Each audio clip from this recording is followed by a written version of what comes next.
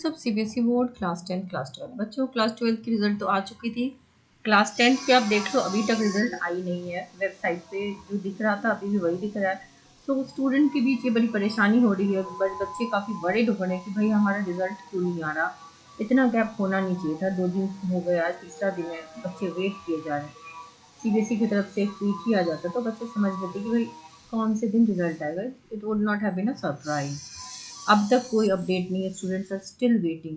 और ज़्यादा डर बच्चों को लग रहा है 12th का रिजल्ट देख करके। So it is really shocking कि 12th में इतना कम परसेंटेज आया बच्चों का, और इन बेचारे बच्चों को अब 1 साल का वेट मिल गया। हालांकि क्लास 10 को थोड़ा सा ईज इसलिए है क्योंकि आपका पासिंग क्राइटेरिया जो है वो आसान है। थ्योरी प्लस प्रैक्टिकल मिला के, जैसा मैंने आपको बताया था, 33 लाना है।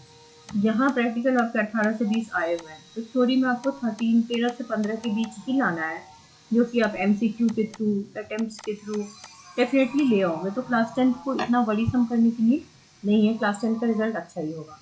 और जब रिजल्ट आए तो आपको कुछ चीज़ें चेक करनी होती हैं। You should cross verify things like your name, spelling, registration number, school number, subject name, total marks, pass percentage क्या है, डेट ऑफ बर्थ, पासिंग कैल, जो भी एवरीथिंग जो ऑनलाइन मार्कशीट पे होगी वो आपको देखना है।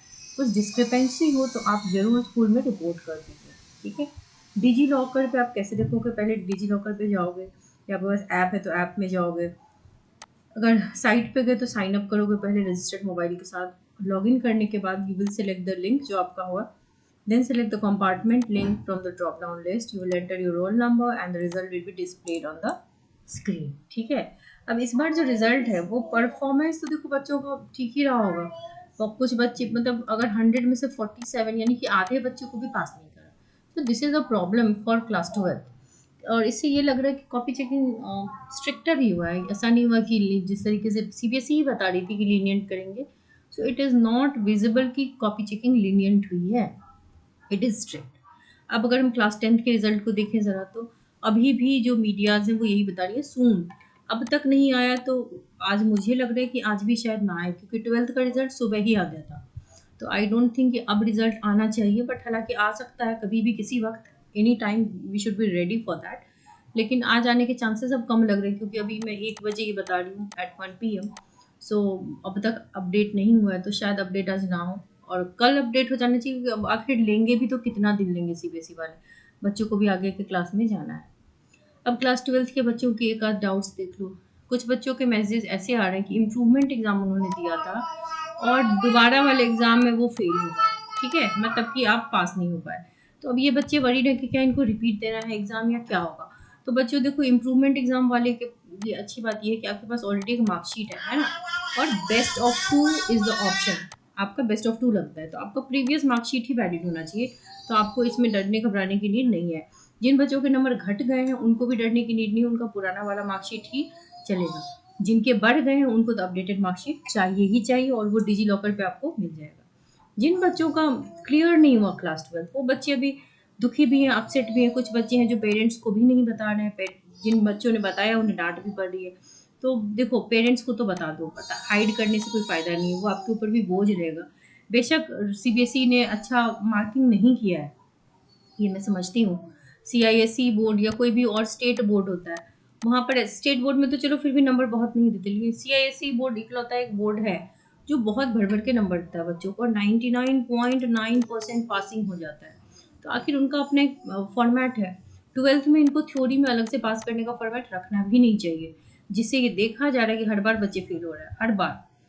तो if you are making this difficult for student तो ये अच्छी बात नहीं है। सीबीएसई को ये चीज़ समझनी चाहिए। जब बार बार आप नियम बदल रहे हैं, न्यू एजुकेशन पॉलिसी लगा रहे हैं, तो ये पॉलिसी भी लगाइए। जब रिजल्ट का मतलब नहीं है, हम स्टूडेंट से यही कहते हैं ना कि result does not make any difference, तो why are you making it difficult for them, isn't it?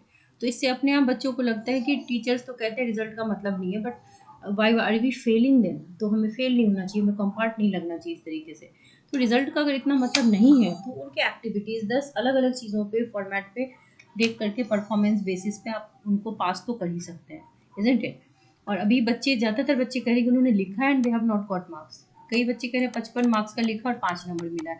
तो ये तो अनफेयर है। अगर बच्चों ने रेलिवेंट लिखा है तो अब टीचर्स की भी, अगर ये मैं गलती कहूँगी, जिन्होंने कॉपी चेक किया है, किस बेसिस पर आपने इतने नंबर काट लिए? भाई क्या सुकून मिल गया आपको ऐसे बच्चों के नंबर काट के?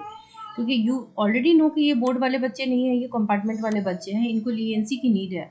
तो इस तरीके का स्ट्रिक्टर चेकिंग नहीं होना चाहिए था, करेक्ट। कुछ बच्चे ये बता रहे हैं कि उनके पेरेंट्स कह रहे हैं स्टेट बोर्ड में शिफ्ट हो जाओ, but they don't want to shift the board. तो बेटा मैं यही कहूँगी कि आप डिसीजन ले लो, अपने पेरेंट्स की सुनो, अपनी सुनो, and come to a solution. क्योंकि आप अगर सीबीएसई बोर्ड में भी स्टिक करना चाहते हो तो भी देर इज़ नो प्रॉब्लम। 6 महीने बाद अब आपका अगला एग्ज़ाम होना ही है कंपार्टमेंट का, और आपको पूरा का पूरा जो है सारे सब्जेक्ट्स का तो देना नहीं है, आपको एक ही सब्जेक्ट का अपेयर होना है, ठीक है। तो एक सब्जेक्ट का आप अपेयर हो सकते हो। स्टेट बोर्ड से देने जाओगे तो आपको पूरे के पूरे सारे सब्जेक्ट्स के देने पड़ेंगे फिर से, ये बात है, ठीक है। एंड बोर्ड चेंज भी होगा, और स्टेट बोर्ड में भी बहुत परसेंटेज नहीं मिलते।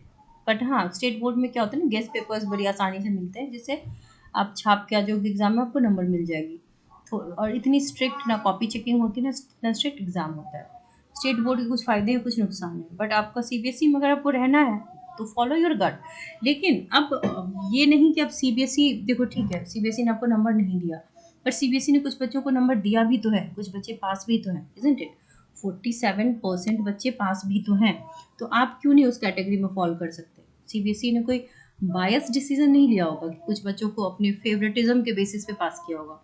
कई बच्चे कह रहे हैं, कुछ मैसेजेस मैंने पढ़े कि क्या कास्ट बेसिस हो सकता है। तो बेटा casteism, these things are not going on.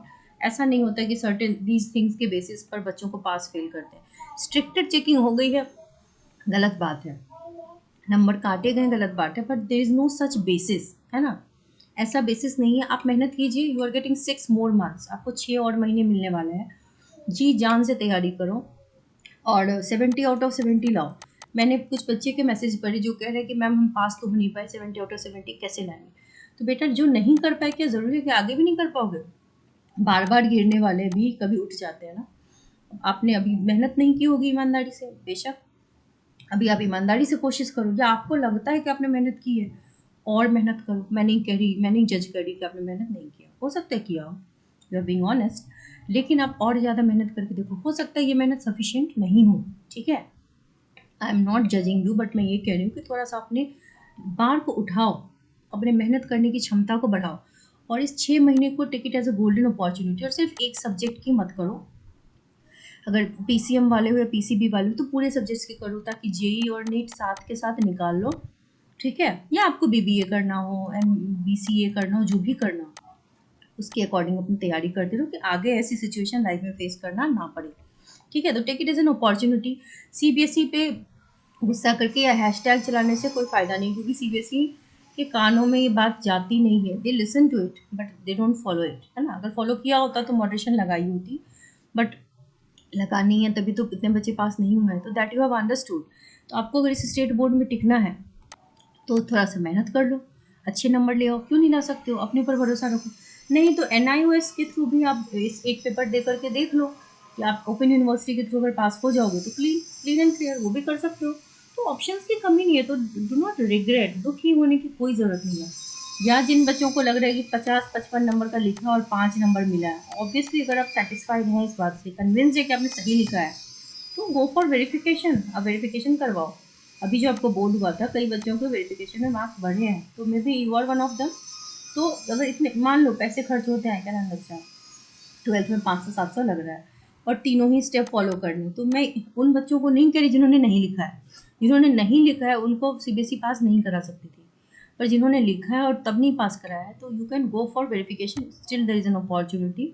इसका लाभ उठाइए, और क्या पता आप कल मैसेज करें मुझे कि मैम मैं पास हो गई बाकी बच्चों की तरह, इजंट इट। सो दुखी मत हुई, किसी भी हाल में मैं कहूँगी दुखी मत होइए, हैव पेशेंस। और 10th वालों के लिए कहूँगी कि 12th वालों को देखकर आप डिमोटिवेट मत होइए, क्योंकि 12th वालों के पासिंग क्राइटेरिया ही डिफिकल्ट है ना। तो इस वजह से भी उनके रिजल्ट अच्छे नहीं आए हैं। 10th वालों की पासिंग क्राइटेरिया बहुत आसान है, तो आप लोगों के पासिंग परसेंटेज अच्छे ही आएंगे, मैक्सिमम बच्चे पास होंगे। So let us hope and pray कि आप लोगों के मॉडरेशंस लग गए हों, ग्रेस मिला हो और आपके नंबर अच्छे आएँ। So wait for your result. I hope आज शाम तक या कल तक तो पक्का आना चाहिए। आज शाम मुझे थोड़ा डाउट लग रहा है, क्योंकि किसी भी मीडिया ने अब ये बताया नहीं कि टुडे या tomorrow, they are saying soon.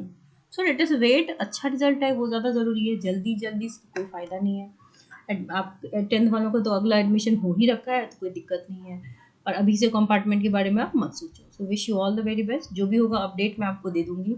Class 12th वालों के लिए, जिन बच्चों की कंपार्टमेंट आई है, उनके लिए special batches for chemistry launch होने वाली है। आप सब अगर ज्वाइन करोगे तो I will be giving your email ID, उस पर आप मुझे मेल कर सकते हो। जल्दी ही मैं बताऊंगी। Wish you all the very best.